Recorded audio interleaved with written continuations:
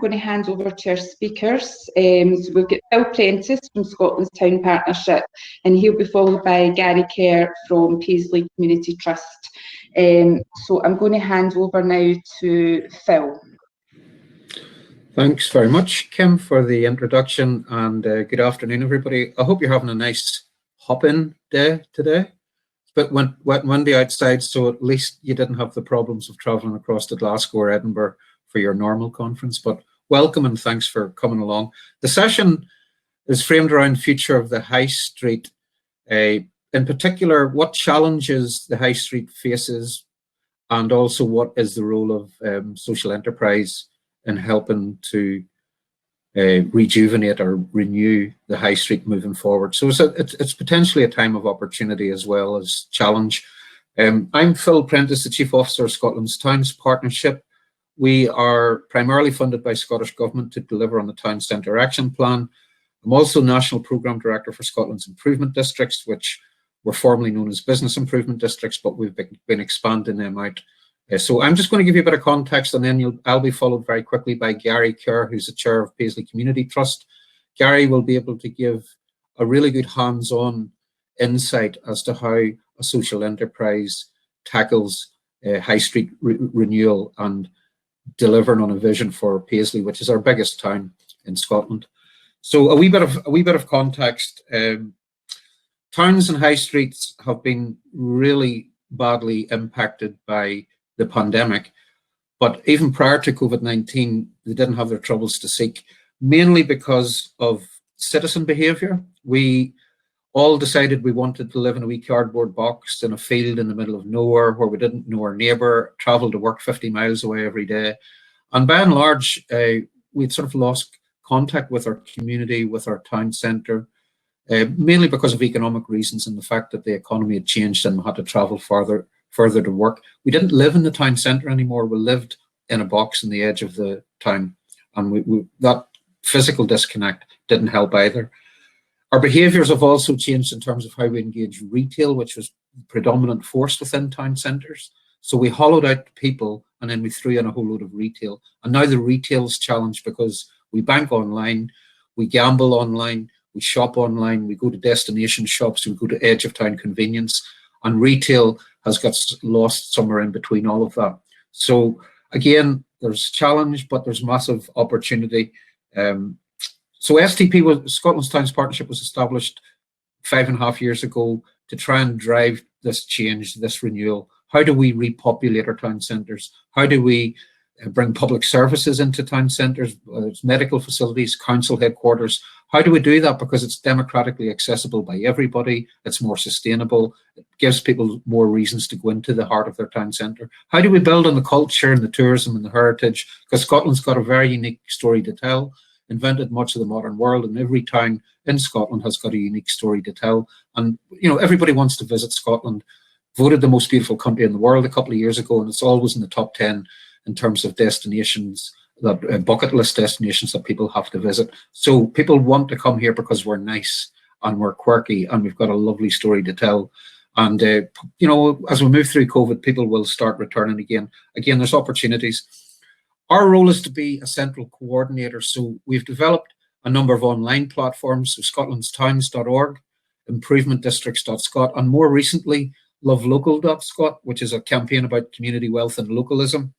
The things that we've been up to over the last 6 months, we distributed £1 million to the business improvement districts through the BIDS Recovery Fund.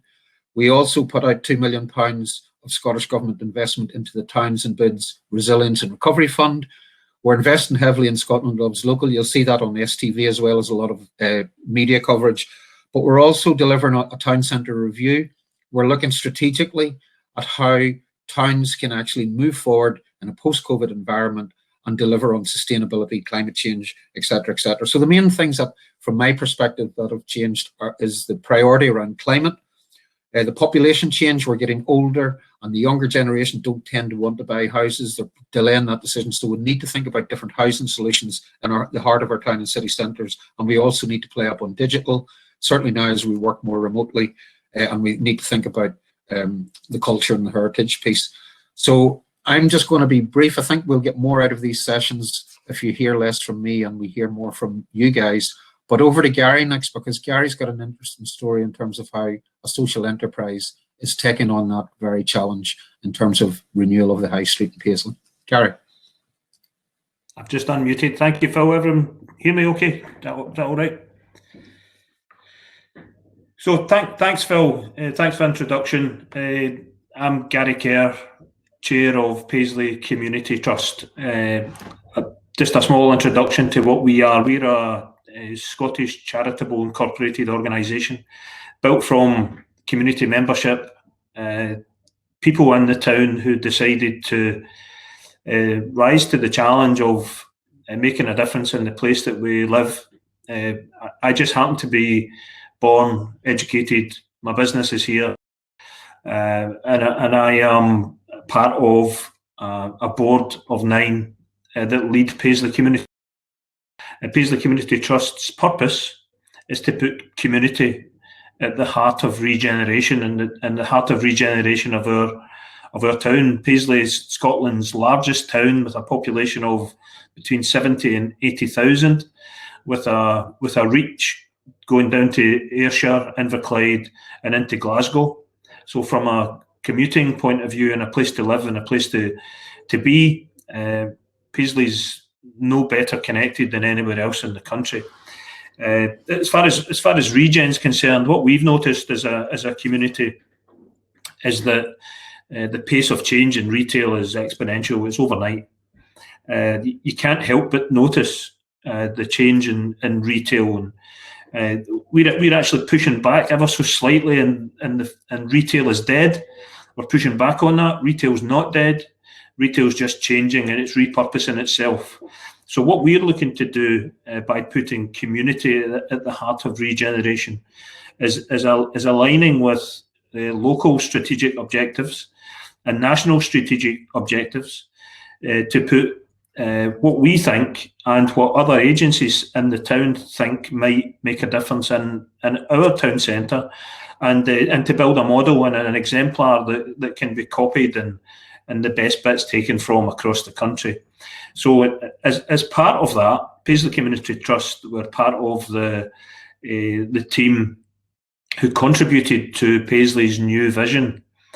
So Paisley, Renfrewshire Council, Scotland's Towns Partnership and the Scottish Government commissioned a very recent piece of work delivered by 360 Architects, which looked at Paisley as a model for high street regeneration and what a high street could be, and took Paisley and threw it up in the air and to see what might land. And it was really quite enlightening and encouraging to see what came out of that study and that piece of work. So the Paisley, if you want to see that, actually, it's Paisley Vision 2030. Open. Paisley is open.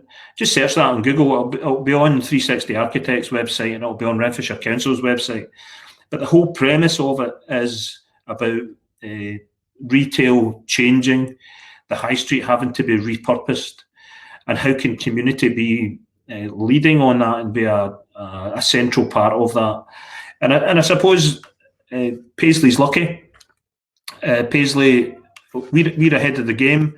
What happened in 2014 is that a group of us got together and decided that we wanted to put our expertise and our passion for our town into play to help regenerate the town, and we started Paisley Community Trust. So we're in some ways ahead of the game. We went through a few ups and downs, and we've had an interesting journey since 2014 and ongoing. But the whole premise behind the vision is that the town centre must react and have a mixed use, and not reliant on the traditional 1980s retail dominance that it had. So mixed use, strategically looking at residential. We as a trust are looking at what leisure might be, and we've done a lot of work on the potential of bringing community cinema back to Paisley Town Centre. which coincidentally aligns with the Paisley vision. So the Paisley vision leads quite a bit. It's quite a central premise in the vision, which is about bringing leisure back into the town centre, along with residential, along with mixed use. So that we've went through a feasibility stage. We've got quite a detailed feasibility plan, which shows that the potential of bringing upwards of 400,000 additional footfall to our town centre by bringing cinema and leisure right into the heart of the town. So that chimes actually with some strategic objectives of the Scottish Government, the 20-minute journey, the 20-minute community. So living on just slightly to the edge of the town centre like I do, 10-15-minute walk into the town, you're in a cinema, you don't, it ticks the box on green economy. All of that stuff is what we're about to do, and one aspect of what we're about to do. So just to be clear on that, it's not just a cinema for cinema's sake. It will be a community hub. It'll be a community cinema. The potential of building into that an academy for young people to come and learn about moving image and film and making their own films. And of course, it has to have a bar, cafe, and restaurant offering, which will be complementary to the town centre. So that's bang in the middle of the town. It'll transform an ugly site, actually, but it's a gateway site. You come into the town centre and you see this ugly building that used to be Little Woods, and we want to buy it and we want to turn it into a community hub.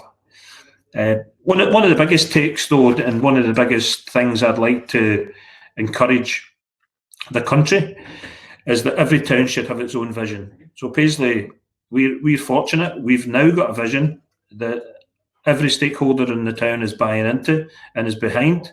So Paisley Community Trust is putting our weight behind the vision on mixed use, and we're there to join and lead and take our place in that. But we think every place in Scotland should have its own vision. If you don't know where you're going, you're not going to have a project path towards achieving that. So we think it's really important that you develop your own vision, and that every town and every place should have its own delivery team, all led by the community, of course, in collaboration with the council and all other stakeholders. So as I said, we're pretty lucky. We're ahead of the game. We have our vision backed by Scotland's Towns Partnership, backed by the Scottish Government, backed by Renfrewshire Council, and we have a relatively mature and experienced team as a community organisation sitting here as Paisley Community Trust with a ready-to-go project that will be a change in our town centre. So I think that's enough from me, Phil, to see how community organisation can contribute to change and align that with strategic objectives.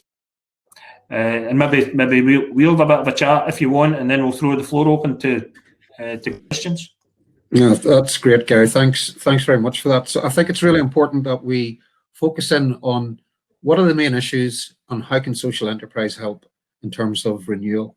Those are the two things I want to look at. So what are the barriers in place that stops a social enterprise or development trust or community group taking back control of their high street? Those are the sort of solutions that the Scottish Government are quite keen to explore in terms of emerging regeneration strategies linked to 20-minute neighbourhoods, etc., and the climate emergency. So if you want to actually physically join and ask a question, you can use the blue button by sharing your audio and your visual, but you can also use the chat function, and I see quite a few questions coming through. So what I'll try to do is just moderate, pick out. I'm not going to be able to answer absolutely all of them, but I think what we can do is pick out some of the more pertinent ones. This is one from Laura Tuckerman. I'll try to answer it, but I'll also want Gary's opinion. I'm curious about how we challenge the problems around private ownership of high street buildings. There's a lot of ambition in community social enterprises to become involved, but the costs are prohibitive, and also the shops are just left empty. So the existing asset transfer processes, the likes of the cost scheme with DTAS, are slow and labour intensive. What can be done to support? I think that's a really, really useful question to try and sort of contextualize the whole problem. Gary pointed out that retail was the dominant force in the 80s and 90s. We basically built too much retail. It was easy, the pensions liked it. It was because we all just used the shops and they were successful. They were seen as an easy way to make money for pension and institutions. No longer, that's not the case. So what I'm thinking, there's a couple of things that have come about through COVID, which has actually forced positive behavior. Number one, people aren't jumping into their cars to drive 50 miles to work in the city. The office sector has been radically changed in terms of people now predominantly still working from home and are likely to work from home, whether it's in a blended format or the prime modus operandi for a significant period to come. So the office sector is going to be facing challenges, which in turn reduces the carbon footprint. So it gives people more time for their families, and also there are stresses that go with home working as well, but it allows us to rethink and re-engage with our community on our doorstep, our neighbours, the people that we didn't know because we were leaving at 6 in the morning, coming home at 6 at night. I think what you'll find very quickly is a correction in property values. So the cost barrier to moving into town centres, I think that is going to be eased up a wee bit. We've seen some of that after the last financial crash, where landlords took a much more pragmatic view on property values, and you've seen a lot of smaller, niche, independent, family-based businesses moving back into the town centre. So I expect fully to see a major property correction in terms of that as a barrier. The other thing would be the ability to tackle blight. An absentee owner who doesn't even know that he owns the shop and leaves it lying empty. Again, some of the land reform legislation on the compulsory sales orders that are going to be coming through gives us all another tool to tackle that and to sort of allow the community to put down its marker that it's interested in the property, it's got a plan. So I think some of these things are going to ease up a bit. But Gary, have you any particular experience with regard to Paisley? I know you're talking to corporates now about trying to get ownership. Yeah, I think legacy is important in a town when there's flight, when large corporate organisations just decide to up and go without a second glance. I think it's important that they're taken to task. Actually, we're in the process of doing that in Paisley. But a couple of things I want to pick up on that you mentioned, Phil. One was distant landlords. I think the time has gone for that to be an excuse anymore. It's been used as a reason for not regenerating the high street for about 15 years, and time has come to tackle that. I think we need to hand that baton over to the community to, one, find the distant landlords, make them aware that they own some property in towns. One, ask them what they're going to do about it. If they're not going to do anything about it, then we pull on the levers that you mentioned, Phil, and if compulsory purchase or asset transfer and or even starting up a community enterprise and taking a short-term lease to take the property on. There's a mix of things that need to happen, and of course, in amongst all of that is rates. High street rates are out of kilter with reality. I know Grimsey's report has got an idea on a sales rate. I don't know what the answer is to that, but I do know that high street rates are not right. They're not an attraction. It might be an attraction if you start up a social enterprise, because you approach the council and you say, look, I'm a social enterprise, I don't need to bother with rates. But it shouldn't be up to social enterprise on their own to solve that problem. And I want to point to the stove down in Dumfries. The work that Dumfries are doing is groundbreaking. They're a go-to location if you want to find out about how a community has galvanised itself to point to derelict buildings, to take ownership themselves. They're slightly ahead of the curve in Scotland. Dumfries are doing magnificent Okay, work. no, that's helpful, Gary. I see a few more similar points coming through about cost being prohibitive and the inequalities between clicks and bricks, you know, the digital platforms. And yeah, this is something that the Times Review is looking at. We understand, I mean, I'm a great believer that the non-domestic rate system in Scotland is completely out of kilter with the digital transformative economy that we've got just now. And I'm also sick of hearing about how brilliant Uber and Airbnb and all these online platforms are, because all they ever do is just avoid tax. They stay one step ahead of regulation. So we've been exploring this not just in Scotland, but at the UK level. I sit as a director on the UK High Streets Task Force, which is England's version of Scotland's Towns Partnership. And we've been looking at a digital sales transaction tax. So I'm finding a way that would bring more money into the economy that would allow local government and local players to reinvest and maybe modernise the whole rating system. So I have no doubt that the rate system will be really looked at in detail as part of this Times Review, which has been chaired by Professor Sparks and will publish around November time. Everything, and some of the other things about vacancies, if we're looking at the climate emergency, we have to build in our town centres again. We have to look at what happens above the shops. The stuff, I mean, the stove has been mentioned, but there's lots of good examples across the country. Perth has been actively repopulating its city centre. Glasgow, if you think about it, in terms of Glasgow, it's the least populated city centre in its grouping of cities in Europe. Nobody lives in Glasgow city centre.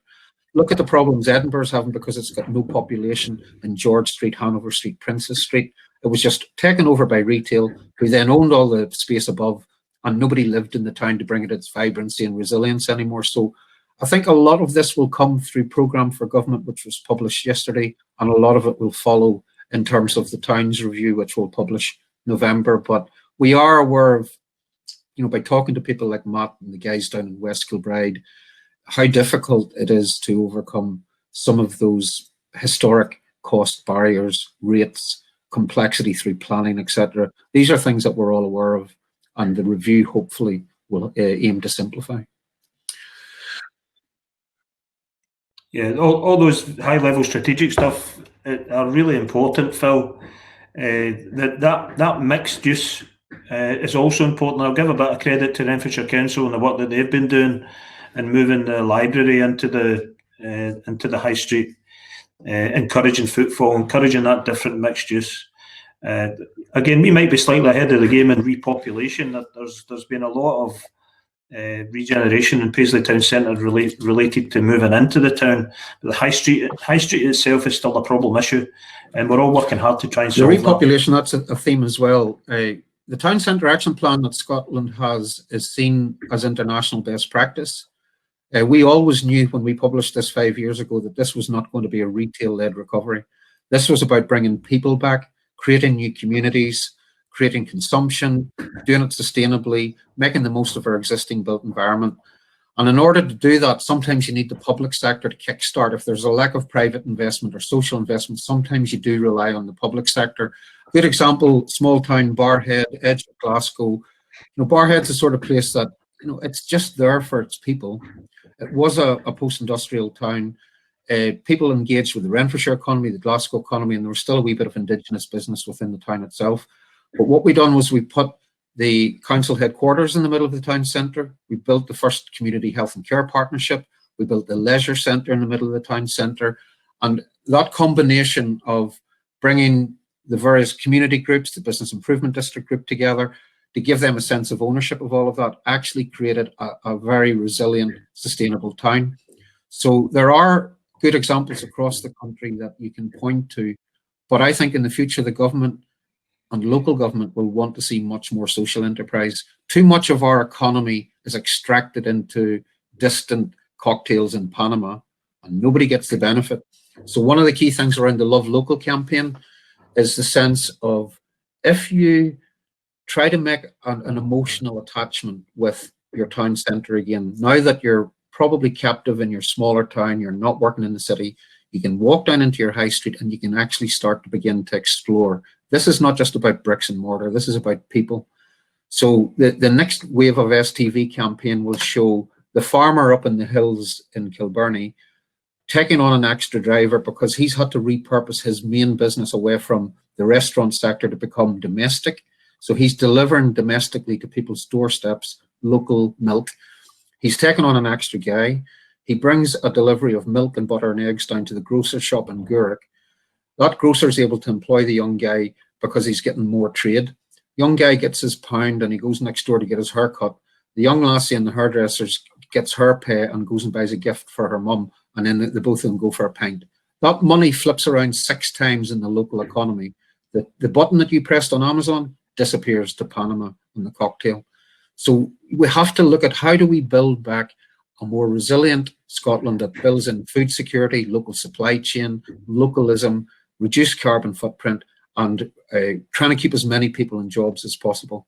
And you do that because everybody's wanted to help through this pandemic. The easiest way you can help is spend your pound in your local economy. It might be a wee bit more expensive, but you know what? Long term, it's the right thing to do. And that allows everybody in Scotland. This is a call to action that allows all of us to rebuild a stronger, more resilient Scottish recovery. And it reconnects us with our high streets and our town centres. So is anybody brave enough to actually come in and ask a question in person? Come on. David, get some more in the chat. Get David on. David Cook. Get David on. David's got a couple of good points. It'd be good to have get him on, have a conversation. Phil, I'll reinforce what you said there about local economy, and it's very noticeable. Even when you walk into Paisley or cycle into Paisley or drive through it, it's busier at the moment. What we need to be doing is creating an environment that remains. Good. David, come on, be controversial. Hi, David. Hi, David. Can you hear me okay? Yep. Yeah. Okay, sorry, I'm obviously being mouthy on the chat, and you challenged me to join, so I thought, well, I'll join.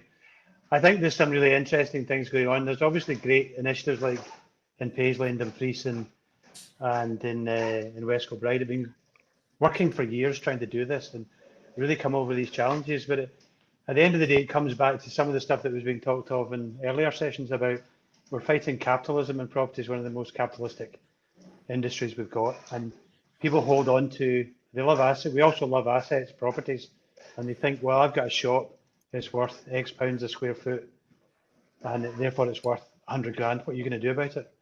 You know, and we've got to find ways to play the sector at its own game, and that means, you know, I mean, I'm really interested to hear more about the compulsory sale orders, because obviously, as you know, finding who the owner is of a property and then persuading them to sell it at a price that the community can afford, and then resourcing the community so it's got the money to do that, are the obstacles, and that takes too long for traditional property markets. So I don't know if you've got any kind of ways of how do we square that circle of empowering the communities to have money before something becomes available, so that when it becomes available we can respond and the community can then take possession of it. And the community asset transfer process is cumbersome, slow, and depends on the willingness of local authorities and others to actually sell properties and to empower communities. And I'm finding it when I've engaged with it quite challenging. David, thanks for coming on. I think it's a really interesting conversation, and I can't get away from the fact that it will remain difficult. It's difficult in Paisley, distant landlords, and even I'll be brave enough to say publicly here, even non-distant landlords who are business people who are hanging on to that pound, who may think they've got community at their heart, but really they're pound, and they want their pound to increase in value, or at least back. There needs to be a way through that. The way through it is through people that are passionate about their town and down the barrier initially. There's maybe that embarrassment factor, and if we can't get through of the distant landlord not caring, then that's when government needs to kick in.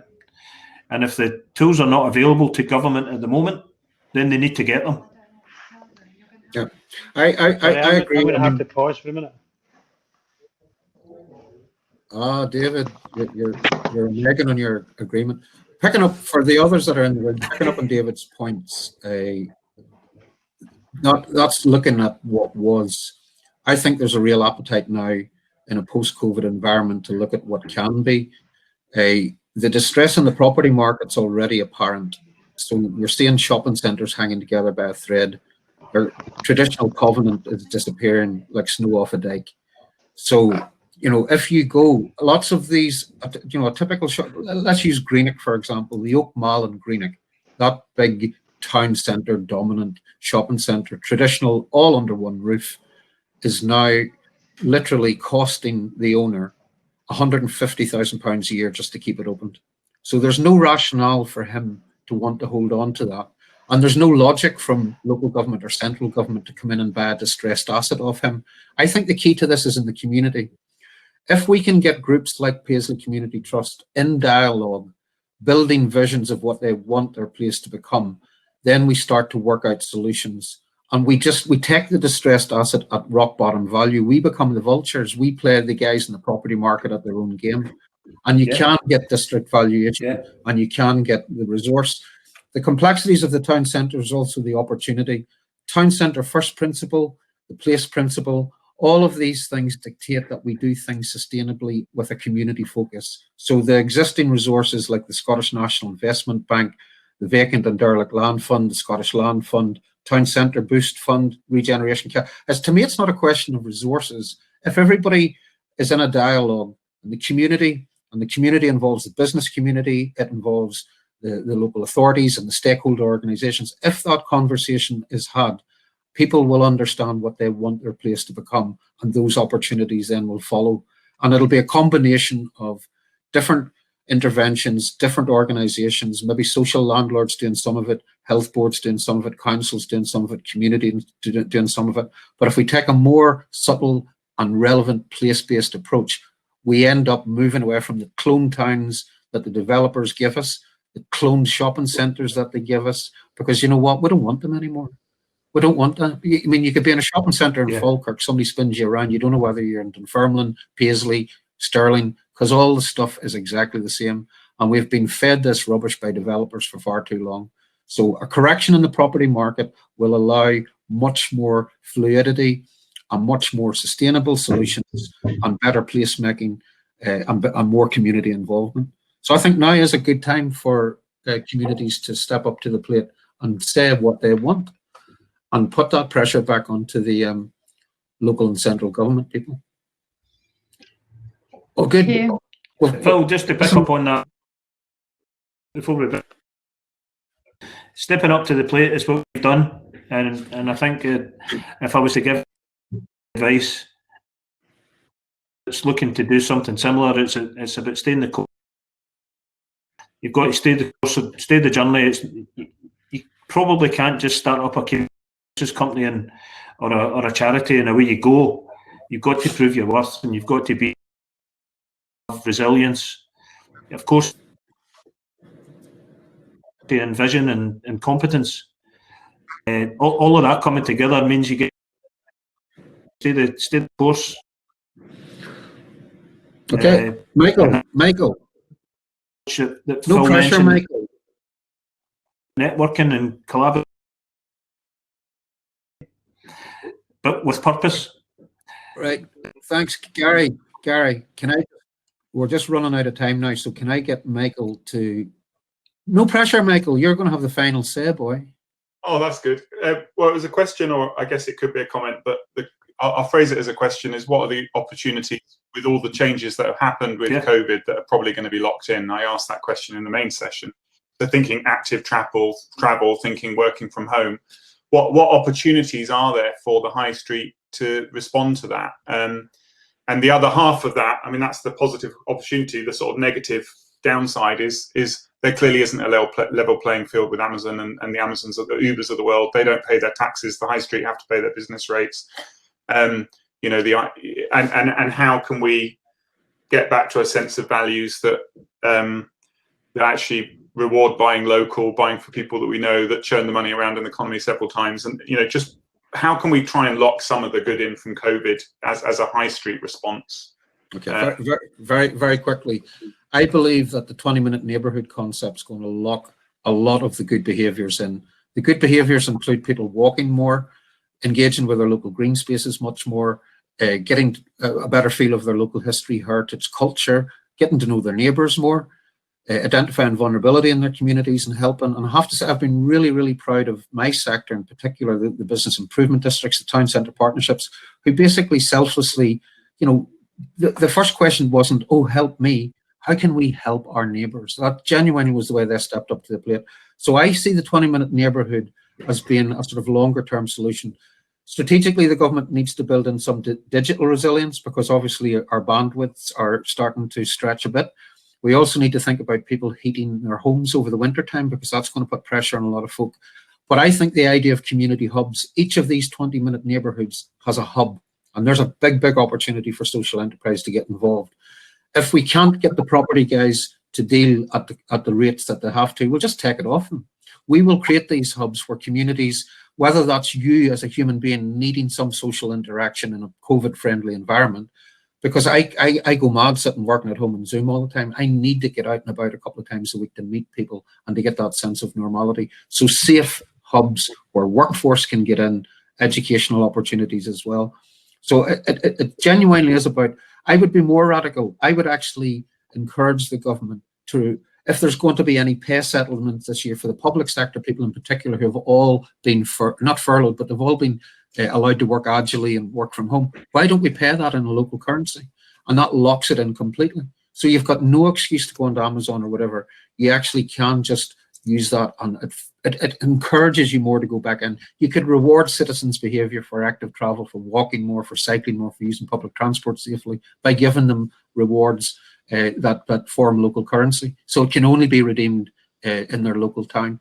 Now, we are going to be doing that. Programme for Government did mention at next phase of Scotland Loves Local, we will be creating a national white label platform, so local towns like Paisley, Falkirk, Dunfermline can actually hook into that architecture.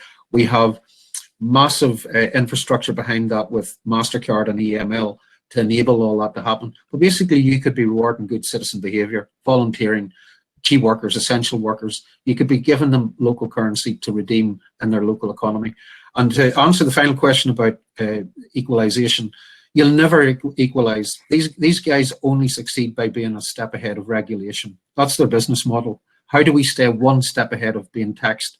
The best we can hope for is a universal sales tax. So if you are Amazon and you're sitting in a bedroom in Gurrock and you press a button, 2% of that goes to the Scottish Government, and that can be recycled. That equalises it, and it takes it away from that old-fashioned bricks versus the digital Ethernet, I would call it. But Gary, have you any? We're going to have to just close off, Gary. So you trying to say?